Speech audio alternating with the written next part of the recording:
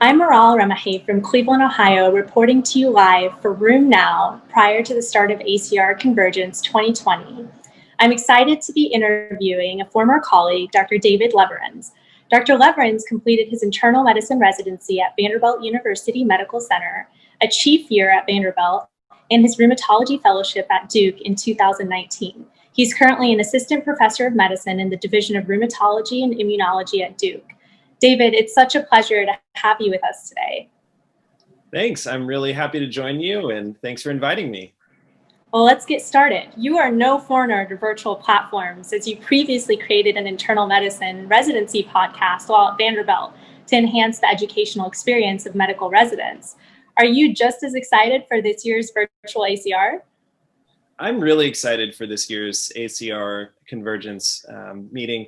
I think we're all craving connection right now, and we're craving that professionally and personally, and I really am excited to see this platform. I think it's going to be really a unique way to connect with colleagues and explore what's happening in rheumatology right now. So I'm excited.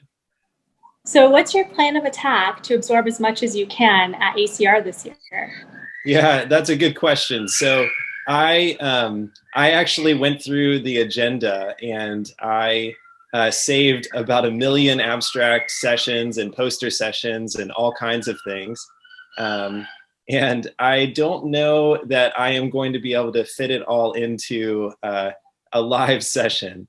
My plan of attack really is to try to pick some of the sessions to attend live that I really think are people that I want to interact with, and places where I want to ask questions and really get to know what's happening with those projects. So, for example, I'm really interested in medical education. That's a lot of what I do.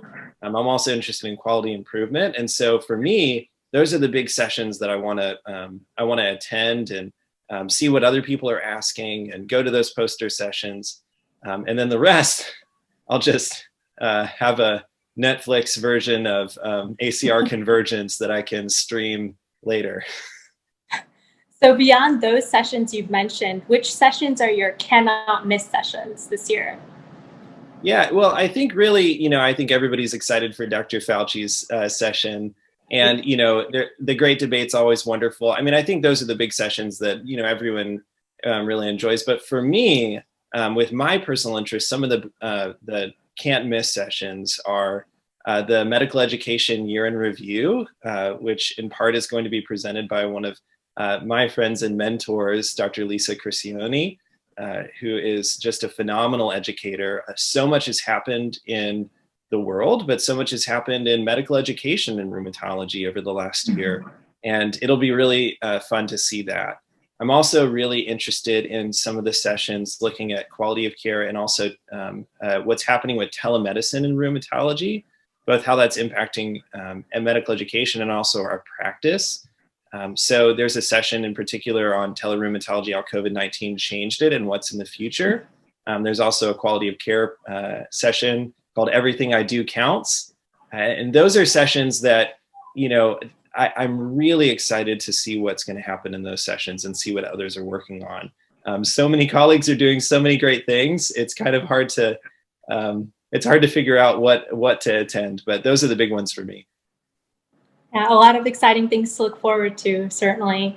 So from a survey of 447 rheumatologists published on Room Now on October 30th, it was discovered that more than half intend to get their ACR content from other sources beyond the ACR website, with Room Now leading the way as another source for reference. What sources will you use to help you stay abreast of the latest at ACR? Yeah, that's a great question. It's been really fun. I mean, the ACR has done such a fantastic job, but there's also wonderful organizations like Room Now and other organizations where we're just, the opportunity to explore rheumatology is exploding. And that's so fantastic. And, for me, the other big one is Twitter. So there are ACR ambassadors that have been tweeting out about this, and they've been tweeting out some sessions that I had not known about that kind of hit my radar. Other people have been tweeting out about sessions. I saw Dr. Anisha Dua, who I've looked up to as a wonderful educator for a while, but also a wonderful vasculitis person, who tweeted out about a large vessel vasculitis and imaging session. And I'm not sure I'm going to be able to attend it live, but I really want to know what they have to say, because that's a diagnostic conundrum we come on quite a lot. So that's a big place where I'm going to find what other people are doing. And I don't know, we'll see if there's a lot of people talking on those sites. But really it's also, I want to attend the posters, talk to some of the people that's doing the work and hear what they're going to do. I mean, that's what I'm going to do is I'm going to go to the academic medicine hub. And I'm going to ask some of my medical education colleagues, what are you going to do in this meeting? What are you excited about? So it'll be a virtual meeting, but probably some more traditional networking, hopefully happening. Well, that's actually a perfect segue into the next question I had, because certainly there are positive aspects to a virtual platform, including like saving on costs of travel, time for travel, and hotel accommodations, which we know can be costly around the time of ACR. But one of the most valuable aspects of our annual conference is the networking that occurs. In fact, the ACR rebranded the meeting as ACR Convergence, noting that the greatness of our annual meeting results from the convergence of colleagues. So how are you planning to network this year in the virtual platform beyond the avenues you've already discussed? So Twitter being one, but what other ways are you going to explore? Yeah, so it is going to be interesting and different. And it'll be challenging. I mean, I think it'll be hard not to, see somebody in the hallway and say, "Hey, do you want to grab lunch?" I mean, it's hard to replace that. But then on the flip side, there will be more opportunities to connect in that we don't have to walk, from one side of the conference hall to the other to see our colleagues' posters or those kinds of things. So really, I think one of the most fun parts of ACR is connecting with people you've worked with before, like yourself. And that's what I want to do is I want to look up, what are some of the posters of my former colleagues. I want to support them. I want to go to their posters, and all I have to do is unclick one poster and go to the next one, and I get to say hi and see what they're doing. And then I get to do that with some of the posters and other sessions of people that I really look up to, and maybe I'll get a chance to meet somebody that I'll learn something from. So that's the plan, is just to hop around, try to support some people that I've known, and maybe explore some new professional relationships that way. Yeah, still maintaining some form of interconnectedness despite the virtual aspect. I like all those points. So you are the last author of 3 abstracts at ACR this year. Do you have any strategy in choosing other abstracts beyond focusing on your areas of interest? Yeah, well, I love all of rheumatology, so this is a problem. Because, the ACR for me is kind of like, being a kid in the candy store. And I really wish that I could learn everything about lupus and vasculitis and just everything that's happening. So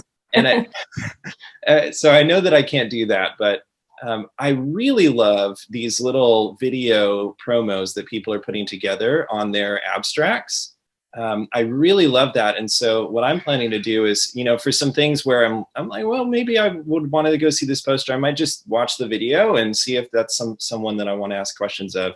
As I've already mentioned, for me, the biggest priorities are medical education and quality improvement. So those are the big ones that I'll be exploring, and really just kind of hopping through those posters. But there's so much new stuff. There's new treatment guidelines for rheumatoid arthritis. There's new gout guidelines that we're talking about at this meeting. There's COVID data. There's telemedicine data. There's stuff on Avacopan for ankylosing, and there's so much that I want to learn. So we'll see how I can. I'm not sure how I'm going to do it. We'll see. I'm sure you'll find a way, David. You're always great at doing that. And something you're always good at doing as well is staying abreast of the literature in rheumatology. So what pearls can you give current fellows on staying up to date on the literature in rheumatology?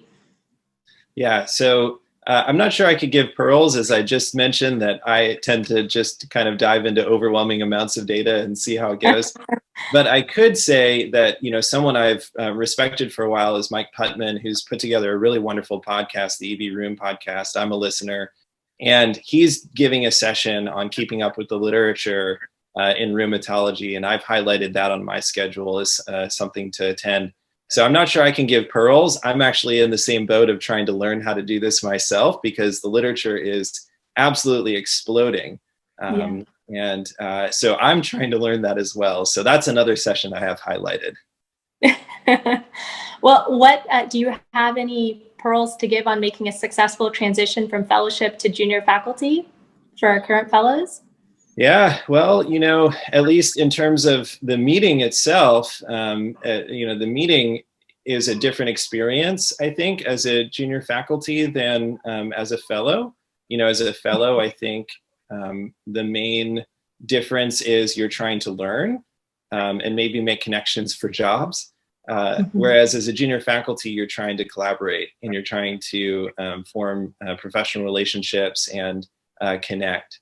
And so I really think that for me is the main advice that I have for fellows, is to really try to explore those connections during this meeting.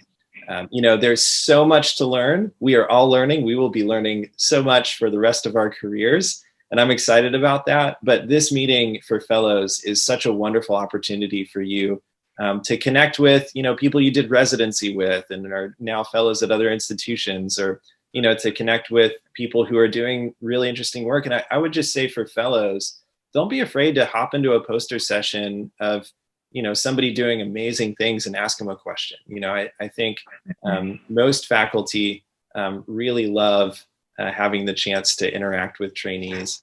So, and then if you do that even as a fellow, you'll be set up for success in attending this meeting as a junior faculty.